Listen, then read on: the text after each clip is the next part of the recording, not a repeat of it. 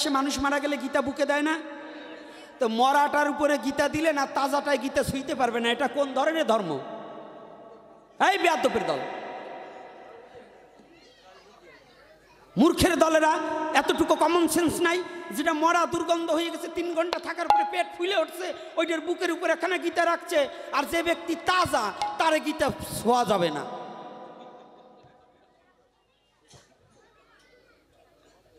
এই কোন ধর্মের মধ্যে পড়ছে বাবা বলুন?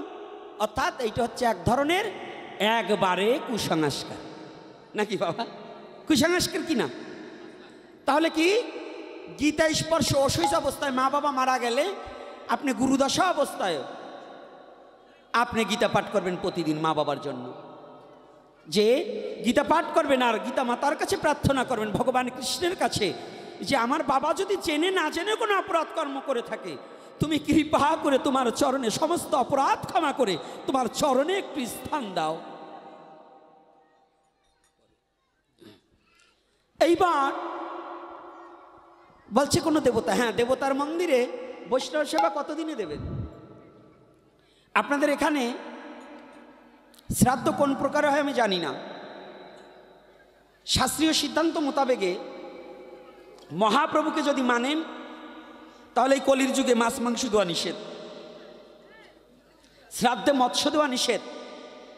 আর যদি মহাপ্রভুকে না মানেন তাহলে মাছ দিলে মাংসও দিতে পারেন। যারা মাছ দেবেন তারা সাইডে পাড়া কাইডেও দিয়ে দিয়েন, কোনো অপরাধ নাই। কারণ ওই মাছটাও একটা প্রাণীর দেহ, মাংসও একটা প্রাণীর দেহ, তাহলে মাছ দেওয়া গেলে মাংস দেওয়া যাবে। যতদিন জানি নাই মানি নাই, এখন জানি মানি। আমার জন্মমাটি যেখানে, আমার বাবা যখন মারা গেছে তখন তার শাস্ত্র এত বুঝতাম না, দেখিও নাই, তখন মাছ খাওয়ার লোভে মাছ দেওয়া হয়েছে। আমিও তখন সংসারে ছিলাম, দিয়েছি। যেদিনকে থেকে নিজে চোখে শাস্ত্র দর্শন করেছি, আমার মা দেহ রেখেছে, ভাইরা সংসারে আছে, আমি তো চলে আসছি, ভাইদের বলছি খবরদার হবে না। এইভাবে কয়েকটা শ্রাদ্ধ এভাবে আস্তে আস্তে সংস্কার করে অনেকটা পরিবর্তন করে আনছি।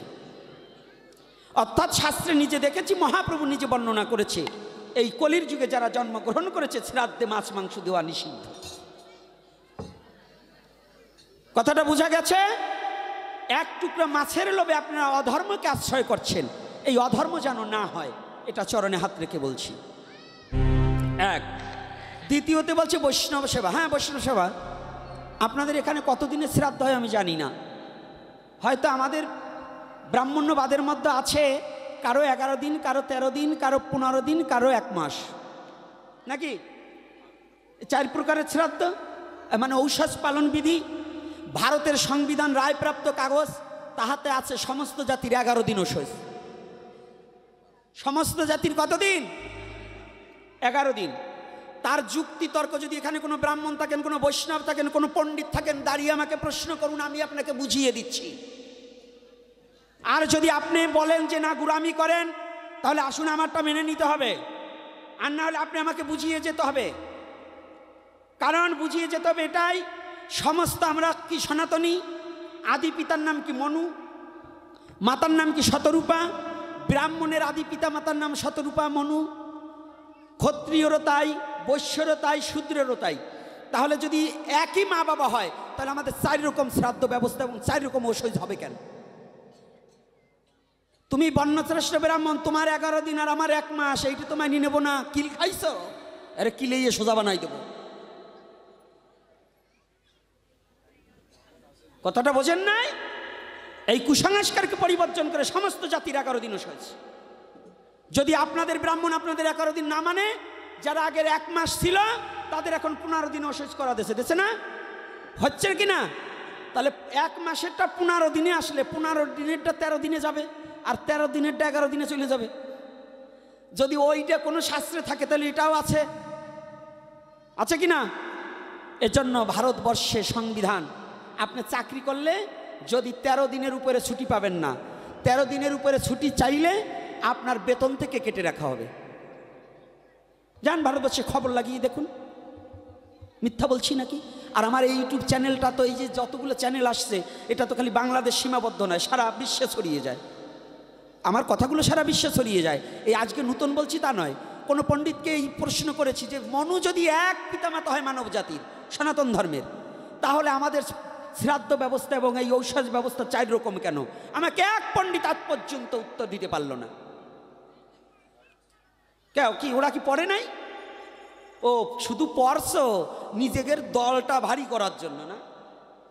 এই শয়তানিটা বুদ্ধি করেছো, মনুসংহিতা থেকে ওইটা যজন যাজন করতে পারো, কিন্তু এটা লেখো নাই। মহাপ্রভু কি বলছে? মহাপ্রভু ব্রাহ্মণ ছিল না? হ্যাঁ ছিল না? ব্রাহ্মণ কুলের সন্তান না? তো মহাপ্রভুকে তুমি যদি না মানো, আমি তোমার মতো ব্রাহ্মণকেও মানি না। যে আমার মহাপ্রভুকে না মানে, একটা ভক্তের বাড়ির কুকুরকে আমি প্রণাম করি, কিন্তু যে আমার মহাপ্রভুকে মানে না, ওর মতো ব্রাহ্মণকে আমি প্রণাম করি না। আমার মহাপ্রভুকে মানবে, আমি তাকে প্রণাম করি। সে যে কুলে হোক, নিচ কুলে জন্ম হোক, আমি তাকে প্রণাম করি যে আমার মহাপ্রভুকে মানবে। যে আমার মহাপ্রভুকে মানে না, আমি তাকে কি? আপনারা মানেন না? মানেন না? তাহলে গেল এখানে মীমাংসা। আর বর্ণবাদের কথা আর কি বলবো, আজকে এত বকাবকি করব না, বর্ণবাদের কথা বলবো না। আবার যদি কোনোদিন আনবেন না, তা আমি ভালো জানি যে আর কোনোদিন আমার নিমন্ত্রণই করবেন না।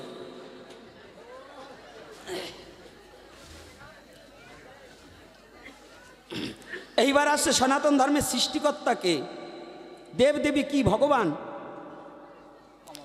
সনাতন ধর্মের সৃষ্টিকর্তাকে, ধর্মের সৃষ্টিকর্তাকে না জীব সৃষ্টিকর্তাকে? কোনটা? প্রশ্নের তাৎপর্য কিন্তু দুটো। এই প্রশ্নে আমি উত্তর দিলে কিন্তু এত সহজা দিতে পারবো না। ধর্মের সৃষ্টিকর্তা সাক্ষাৎ ভগবান। ভগবান ভিন্ন কোনো ধর্ম সৃষ্টিকর্তা হতে পারে না। যেমন বাংলাদেশের প্রধানমন্ত্রীকে মাননীয় প্রধানমন্ত্রী শেখ হাসিনা, তাই তো? আচ্ছা, তার আওতা অধীনে চাকরি করে এবং তার মন্ত্রী সেক্টর ভাগ করা আছে না? প্রধানকে প্রধানমন্ত্রী, অন্যান্য মন্ত্রী যারা আছে, খাদ্যমন্ত্রী, ধর্মমন্ত্রী, বনমন্ত্রী, রেলমন্ত্রী আছে না, যোগাযোগ মন্ত্রী আলাদা আছে না? এরা আলাদা না এক? এখন প্রধানমন্ত্রীর সাথে কারো তুলনা হবে? এই জীব সৃষ্টির সময় আত্মাগুলো সমস্তই ভগবানের অংশকলা থেকে ভগবান নিজেই সৃষ্টি করে দিয়েছে। ওই আত্মাগুলো ব্রহ্মার কাছে দিয়ে বলছে, ব্রহ্মা এই বডিটা সৃষ্টি করে পৃথিবীতে জীবকে পাঠাবে, এই দায়িত্ব তোমার প্রতি দিলাম। এজন্য সাধারণ জীব যারা এই দেহ সৃষ্টির কর্তা যিনি, তাকে আমরা ব্রহ্মা বলে, সৃষ্টিকর্তা বলে মানি। কিন্তু ধর্ম সৃষ্টির কর্তা যিনি, তিনি পরম পুরুষ পরমেশ্বর ভগবান শ্রীকৃষ্ণ। কথাটা কি বুঝতে পারছি? আর দেবদেবতা কখনোই ভগবান নন। দেবতার ভজনা করলে দেবলোকে যাইবে, কৃষ্ণের ভজনা করলে গোলোকে প্রাপ্তি হইবে। গেল এ প্রশ্ন, করলাম সমাধান। এ দুর্বল সবল পরে দেখো, প্রশ্নগুলোর উত্তর দিয়ে নই আগে। শ্রাদ্ধ কতদিনে করতে হয়? ওয়া বলে দিছি মাছ মাংস দেওয়া যায় কিনা, ওয়াও বলে দিছি দীক্ষা ছাড়া কোনটি মালা ও তিলক পরা যায় কিনা। দীক্ষা ছাড়া মালা তিলক পড়তে পারেন, কিন্তু আপনি তো জব করতে পারবেন না। তাহলে দীক্ষা ছাড়াও মালা তিলক পরিধান করা যাবে। স্কুলে গিয়ে পাশ করবেন না ফেল করবেন ওটা হইলো পরে, কিন্তু স্কুল ড্রেস তো পরে স্কুলে যেতে হবে নাকি?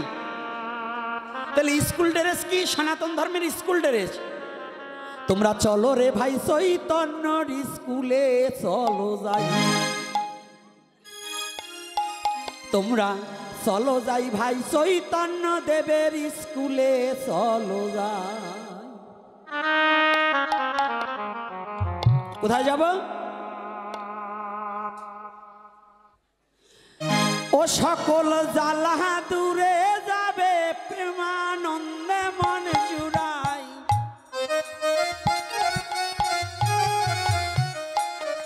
আমার সকল জ্বালা দূরে যাবে প্রেমানন্দে মন জুড়াই। চলো রে আমরা চৈতন্যর স্কুলে যাই। চলো রে আমরা চৈতন্য স্কুলে যাই। সেই স্কুলের পোশাকের ঢক, কণ্ঠে মালা ললাটে তিলক,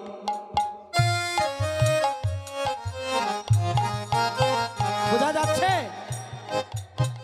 সেই স্কুলের ড্রেসের ঢক, কণ্ঠে মালা ললাটে তিলক, ও মুখে হরি হরি হরি বলে, হরি হরি হরি বলে, হরি হরি হরি বলে প্রেমানন্দে চলে যায়। চলো চৈতন্যের স্কুলে চলো যাই। চলো চৈতন্য স্কুলে মোরা যাই। যাবে চৈতন্যদেবের স্কুলে ভর্তি হবে? তাহলে কি মালা তিলক পরিধান করার বিধান আছে কিনা?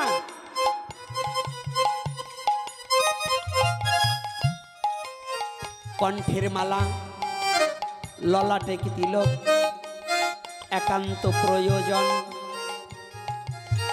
তিলক মালা না ছাড়া কিছু হয় না গোবিন্দ ভজন।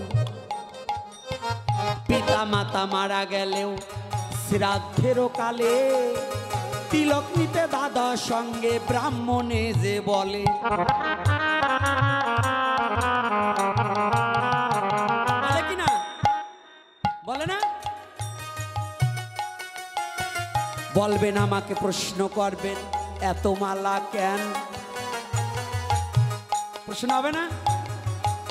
আমার কিন্তু আপনাদের কম নাই, আপনারা বুঝেন না কেন? মালা কয় পেজ? আমার সে আপনাদের এক পেজ বেশি। কি করে? মানুষ যখন পৃথিবীতে জন্মগ্রহণ করে 6 দিন আর দিন একটা মালা দেয় সে ভবের পরে, তাই কিনা? আপনাদের দেশে 6 ষষ্ঠী পালন করে, একটা বাচ্চার 6 দিন আর দিন কিছু হয়? করে কি? একটা মালা দেয় না? আমা এরা বুঝবে না, এ কটার পেটে তো হয় নাই, তোমরা ভালো বোঝো, তোমরা বলো। তাহলে গুনে রাখবে কয় পেজ মালা? 6 ষষ্ঠী দিন এক পেজ পেলাম।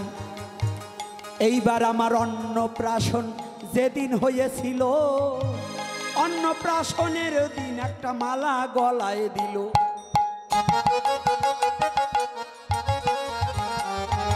দিয়েছে কিনা? নামকরণ যেদিন হলো সেদিন মালা পাই, চূড়াকরণ যেদিন হলো সেদিনও একটা পাই। দীক্ষা শিক্ষায় দুটো মালা জানিয়া রাখিবে, বিবাহ তো মালা আছে ধরো সবাই মনে।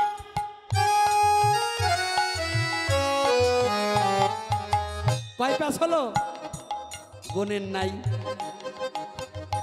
আমার চেয়েও এক পেজ বেশি হবে, কারণ আমি তো বিয়ে করিনি, আপনারা তো করছেন, তাহলে আমার চেয়ে এক পেজ বেশি না? এইবার দেখুন, মা বাবা মারা গেলে, মাও মারা গেল, বাবাও মারা গেল, তখন দুপাশ্রয় কি এমনি করে সনাতন ধর্মে মালা গলায় দেয়। কায়দা আছে।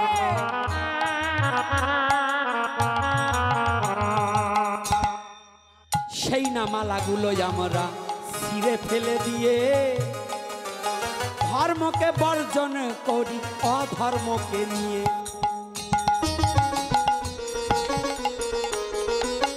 কি বাবা, এই কটা মালা দেয় কিনা? আছে কিনা মালা বলুন? কথা বলেন না। আরে নেন বা না নেন, সত্যটা স্বীকার করতে ভয় পান কেন?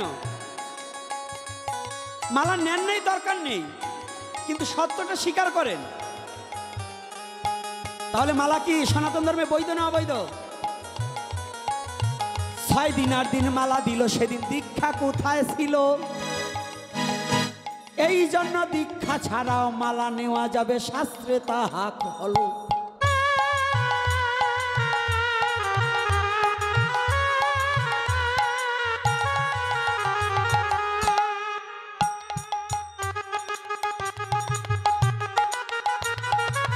হরি ভক্তি বিলাসেতে লেখা দেখতে পাই, দীক্ষার পরে তিলক ছাড়া ললাট দেখিবারে নাই। যারা দীক্ষা নিয়েছে, কৃষ্ণ মন্ত্রে যারা দীক্ষা নিয়েছে, তিলক ছাড়া ললাট দেখা, তিলক ছাড়া ললাট আর শ্মশান দর্শন করা সমজ্ঞান। হরিভক্তি বিলাসে করেছে বর্ণনা, এটা আমার কথা না।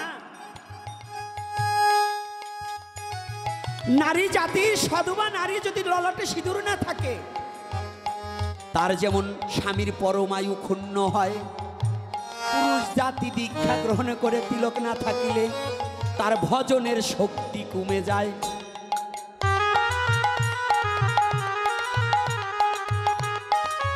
এই জন্য তিলকবিহীন ললাট কবু দর্শনের নাই।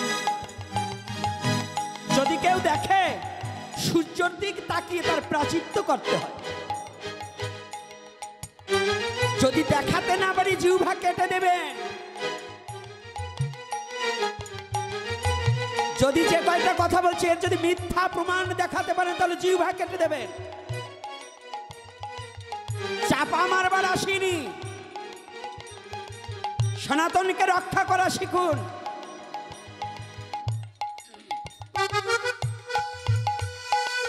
কেন ভুল বুঝে দূরে বসে থাকবেন?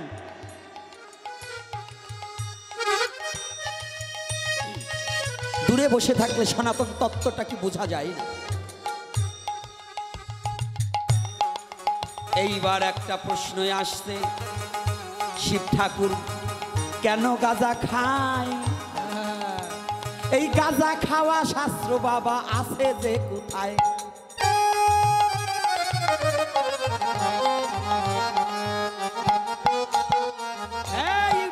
ভালো করে ছাড়িয়ে দিও। দাঁড়া, তোরা বন্ধ কর দি। এই শিব ঠাকুর গাঁজা খায় তোর কাছে বলছে কি রে?